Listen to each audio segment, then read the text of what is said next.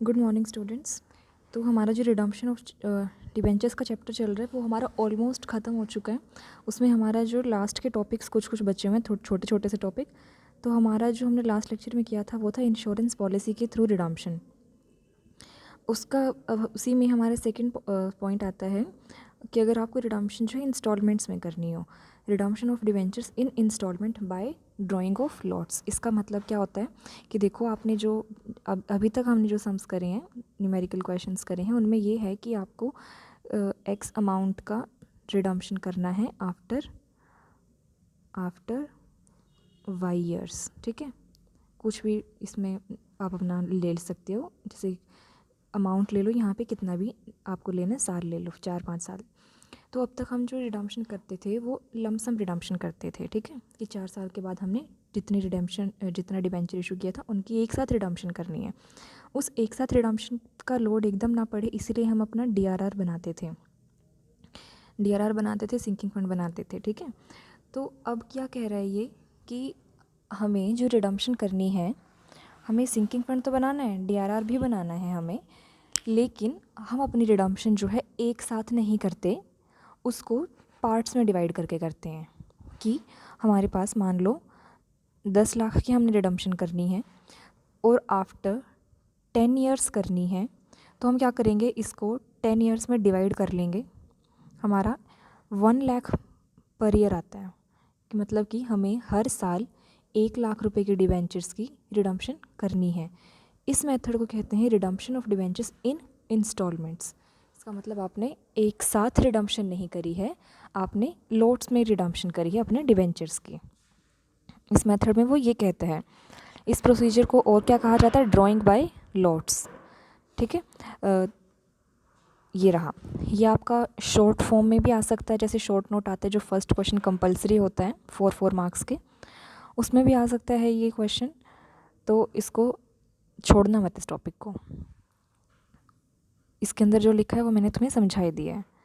तो अब इसमें जो चीज़ है और याद रखने की, कि जो जैसे हम 25% अपने डिवेंचर की रिडम्पशन का हम डीआरआर में भेजते थे, यहाँ पर भी हमें वही रूल फॉलो करना है। Transfer of an amount equal to 25% of debentures issued to DRR. जितने हमने डिवेंचर इशू किए थे उसका 25% अमाउंट हमें अपने डीआरआर में डालना है। Before redemption begins is necessary in this method also.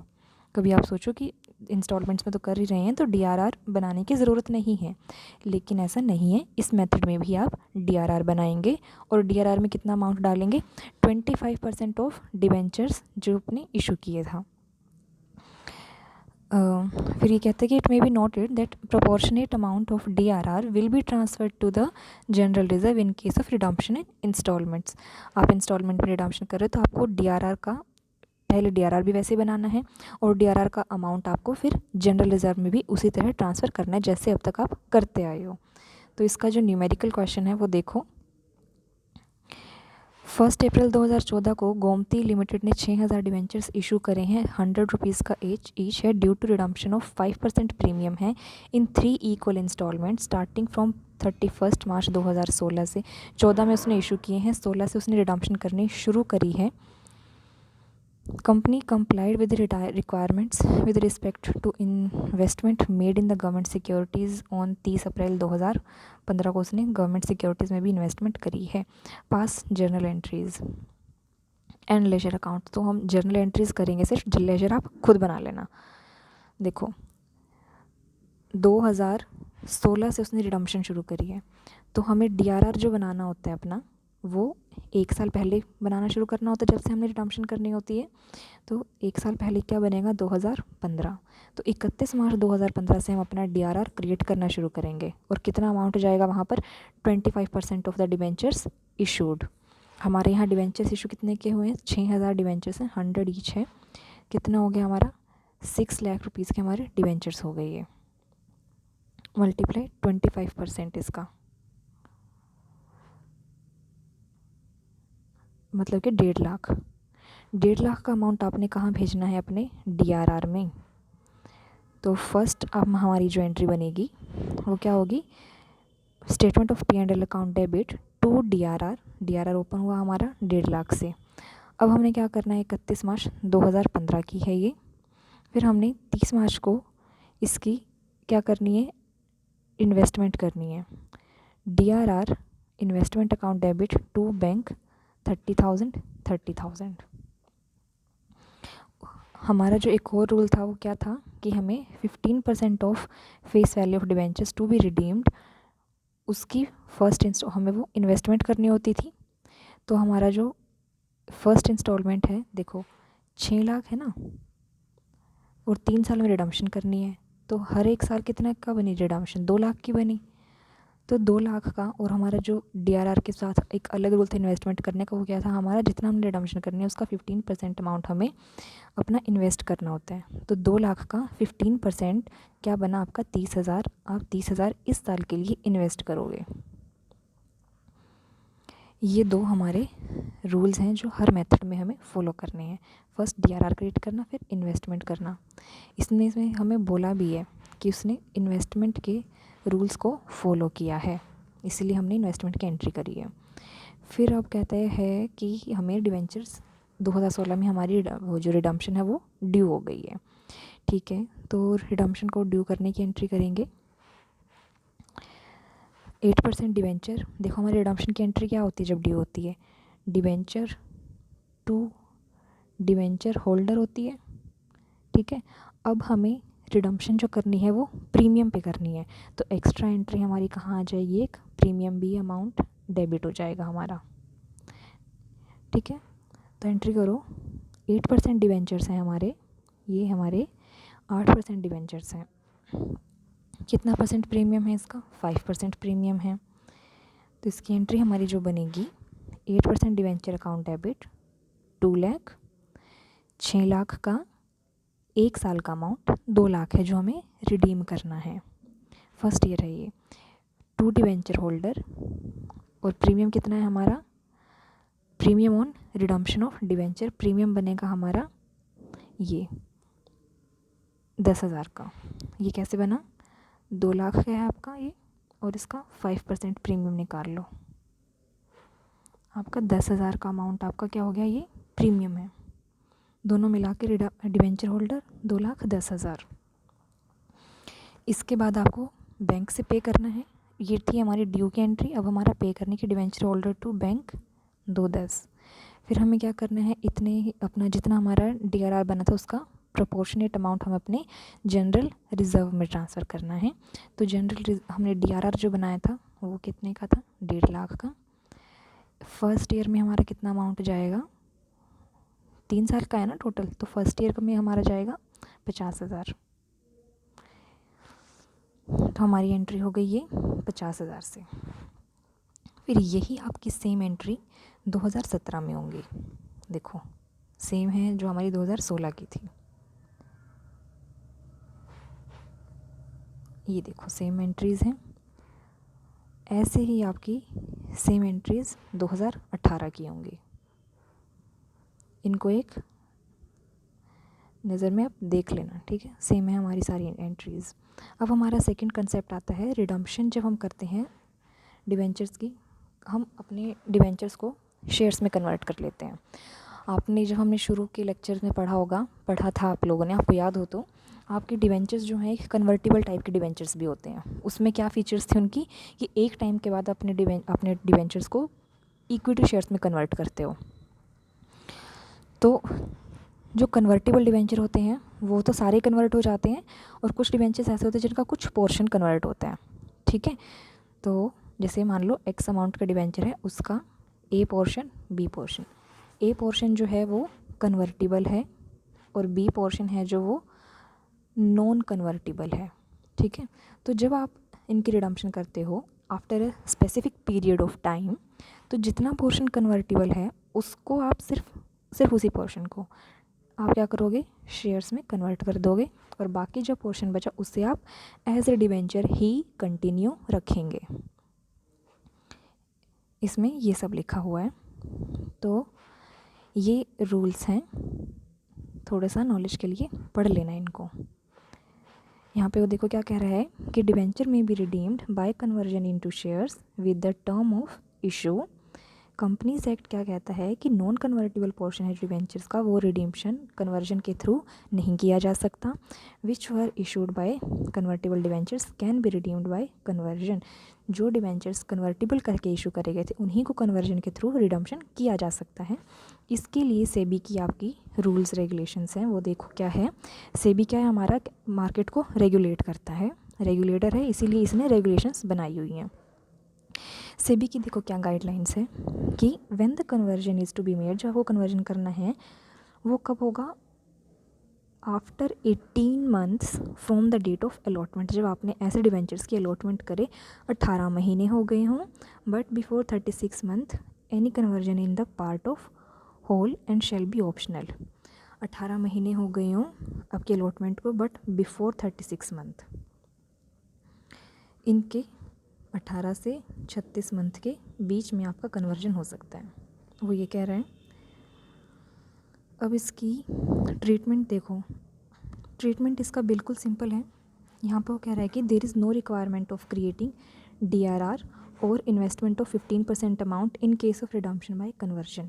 अब जब आपको रिडम्पशन कन्वर्जन के थ्रू करनी है तो आपको ना तो DRR बनाना है, ना ही 15% अमाउंट की इन्वेस्टमेंट करनी है। ये दो कंडीशन जो हमारी हर मेथड में चलती आ रही थी, ये आपकी नहीं एप्लीकेबल होंगी कहाँ पर, जब आपको कन्वर्जन करना होगा। ठीक है, तो अगर आपको थ्योरी क्वेश्चन भी आता है या कोई आपसे वैसे पूछ लेता है कि क्या हमेशा ही इन्वेस्टमेंट DRR बनाना और इन्वेस्टमेंट करना ज़रूरी होता है रिडम्पशन के टाइम पे, तो आप कहोगे नहीं, इस चीज़ की एक एक्सेप्शन है। कब, जब आपको अपने शेयर्स को, अपने डिवेंचर्स को इक्विटी शेयर्स में कन्वर्ट करना होता है।